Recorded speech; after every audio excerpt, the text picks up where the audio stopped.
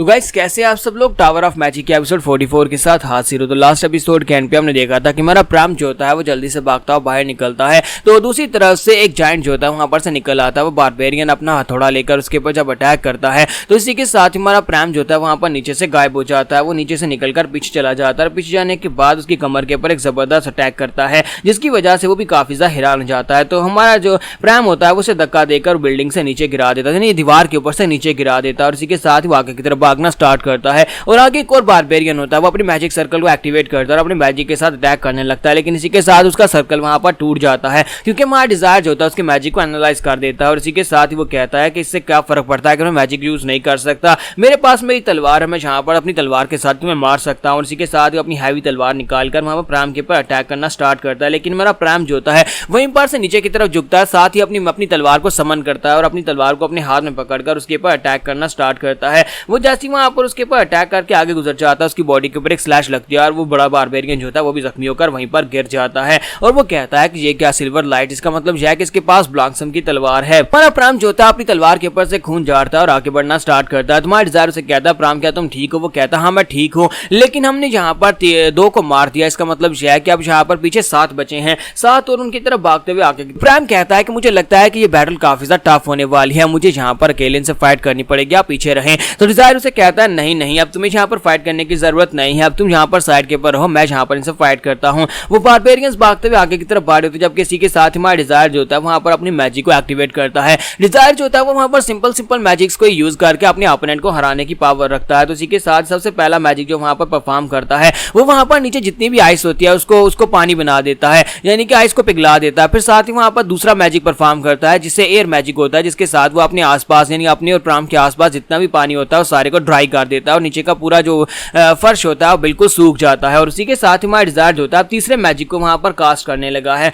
तीसरा मैजिक जो होता है वो थंडर बोल्ट होता है, यानी कि वो वहां पर थंडर इलेक्ट्रिसिटी का यूज करने वाला है। और जैसे ही वहां पर वो थंडर बोल्ट को यूज करता है तो वहां पर नीचे पानी होता है, तो पानी क्योंकि उसने बर्फ को पानी बना दिया था और थंडर जो होता है वो पानी को कंडक्ट करता है, इसी वजह से जैसे वो पानी को थंडर को वहां पर छोड़ता है तो इसी के साथ उन सभी को बिजली का झटका लगता है। वहां पर जितने बारबेरियंस होते हैं सभी लोगों को जबरदस्त बिजली का शॉक लगता है, सभी लोग बेहोश होकर वहीं पर ग्राउंड के ऊपर गिर जाते हैं। जबकि उनमें से एक जो था वो जल्दी से जंप करते पीछे तरफ हट जाता है और साथ ही वहां पर अपनी तलवार घुमाकर उसने दीवार का एक टुकड़ा जो होता है वो तोड़ दिया होता है ताकि पानी जो है उसके तक ना पहुंच सके। और हमारा डिजायर जो होता है वो कहता है लगता है कि इस वाले से फाइट करना काफी ज्यादा मुश्किल हो सकता है, इसने टाइम रहते यहाँ पर समझदारी दिखाई और हमारी दीवार का टुकड़ा ही तोड़ दिया। लेकिन इसी के साथ दिखाता है कि वो बारबेरियन में वहीं पर ग्राउंड के ऊपर गिर जाता है, क्योंकि वो भी थंडर के अटैक से बच नहीं पाता और वहीं पर गिरकर बेहोश हो जाता है। तुम्हारा डिजायर जो होता है यही 3 अटैक करने के बाद उसकी हालत भी खराब हो जाती है। तो प्राम से पूछता है तुम्हें क्या हुआ? तो वो कहता है कि मैंने यहाँ पर हाई लेवल के मैजिक को परफॉर्म किया, जिसकी वजह से मेरी माना की पावर कम हो गई है, इसी वजह से मैं यहाँ पर इस हालत में हूँ।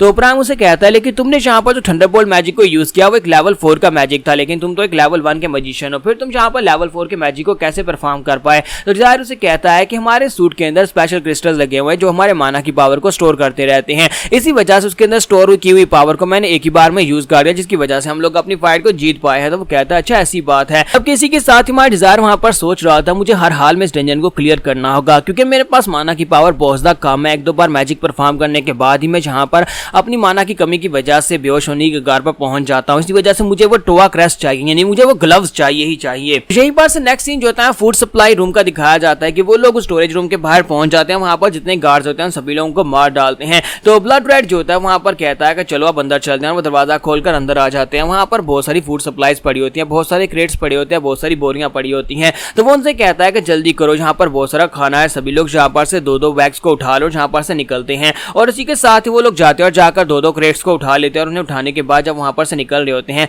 तो इसी के साथ ही उनका ब्लड रेड कोलम्बाइन उनसे कहता है कि बाकी के सभी खाने को जला दो ताकि इन लोगों को यहाँ पर पता चले कि सर्दियों में कैसे गुजारा किया जाता है। और इसी के साथ ही वहां पर से वाइन उठाते हैं और उन बाकी के बॉक्सेस के ऊपर डालना शुरू कर देते हैं ताकि बाकी की पूरी स्टोरेज को आग लगा सके, अपना खाना वो वहां पर से ले लेते हैं। इसी के साथ दिखाता है कि एक बारबेरियन जो होता है वो कोलम्बाइन के पास से गुजरता है तो उसके बॉक्स के अंदर से रेत गिरती है, तो वो उस रेत को उठाता है और कहता है कि ये क्या, यहाँ पर इसके अंदर तो अनाज होना चाहिए था लेकिन इसके अंदर तो रेत है। और इसी बात से वो बहुत ज्यादा गुस्सा आता है और साथ ही अपने साथियों से कहता है कि सभी लोग अपने क्रेट्स को ओपन करके चेक करो। सभी लोग अपने अपने क्रेट्स को ओपन करके देखते हैं, जैसे वो क्रेट्स को ओपन करते हैं तो उनके अंदर रेत भरी होती है। तो इस बात से वो लोग कहते हैं कि ये क्या, यहाँ पर तो रेत भरी हुई है, कहीं ऐसा तो नहीं है कि हीवन ने हमें यहाँ पर सजा दिया और हमारे क्रेट्स के अंदर खाने की बजाय रेत आ गई है। तो वो सभी लोग कहते हैं नहीं ऐसा नहीं है, लगता है कि दुश्मन ने हमारे साथ कोई कोई चाल खेली है और साथ उन्हें बाहर से आवाज आती है जैसे कोई यहाँ पर उनके पर अटैक करने के लिए आया हो। तो बॉस उन लोगों से कहता है कि हम सभी लोगों को यहाँ पर से निकलना होगा, हम लोग खाना तो नहीं ले जा सके तो हम लोगों को यहाँ पर अपनी जान बचाकर निकलना चाहिए। किसी न किसी को हमारे प्लान के बारे में पहले पता चल गया था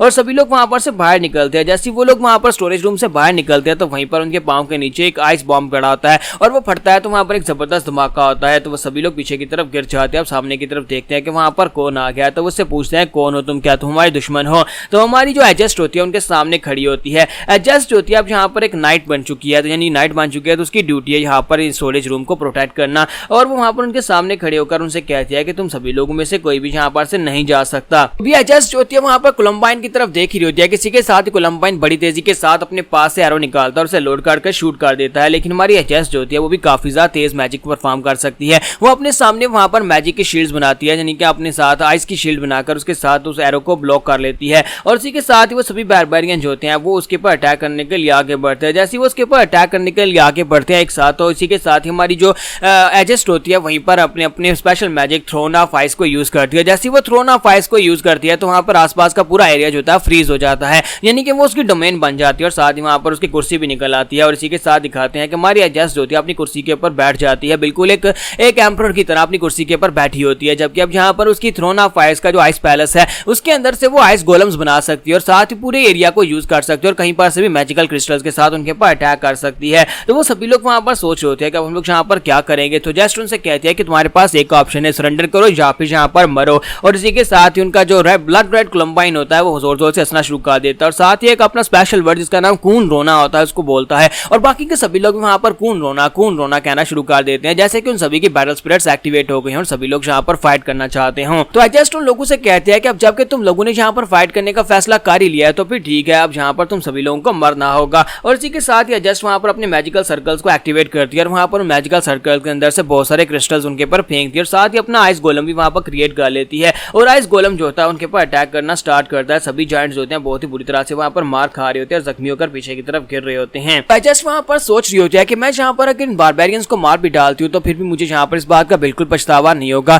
क्योंकि इन बारबेरियंस ने यहाँ तक पहुंचने तक बहुत सारे गार्ड्स को मार दिया होगा, इन्होंने बहुत सारे इंसानों की जान लिया, तो फिर अगर इन सभी लोगों को यहाँ पर मार दिया जाए तो फर्क नहीं पड़ता। और इसी के साथ एक कैरो जो होता है वो सामने से उड़ता हुआ सीधा आकर उसके साथ खड़े गोलम के ऊपर लगता है, जिससे वो आइस गोलम टूट जाता है। तो एडजस्ट कहती है जो भी बंदा है मुझे लगता है कि ये एक लेवल 3 का मैजिशियन है जो कि बड़ी आसानी के साथ यहाँ पर गोलम्स को तोड़ सकता है। और इसी के साथ दिखाता है कि ब्लड रेड कोलंबाइन ने फिर से वहां पर अपने एरो को लोड किया होता है और अपने एरो के ऊपर उसने अपनी मैजिक पावर को भी एक्टिवेट किया होता है। तो हमारी एडजस्ट कहती है मुझे लगता है कि ये एक ओरा मैजिक यूजर है। जो ओरा मैजिक यूजर होते हैं वो यहाँ पर अपने ओरा को यानी अपने मैजिक को अपने तीरों के अंदर ऐड कर सकते हैं या अपने वेपन के अंदर ऐड कर सकते हैं। हमारी एडजस्ट को लगता है क्योंकि वो यहाँ पर लॉन्ग रेंज अटैक कर सकता है तो इसी वजह से वहां पर बैठे रहने से कुछ नहीं होने वाला। तो वो उठती है अपनी तलवार पकड़ती है और कहती है कि मुझे लगता है कि अब मुझे भी यहाँ पर अपनी स्वर्ड्समैनशिप दिखानी पड़ेगी। और यहाँ पर हमारी एपिसोड 44 का एंड हो जाता है। तो नेक्स्ट एपिसोड में देखेंगे कि हमारी एडजस्ट जो है क्या वो अकेले यहाँ पर सभी को संभाल लेगी या फिर डिजायर और प्राइम भी यहाँ पर उसकी मदद करने के लिए आएंगे।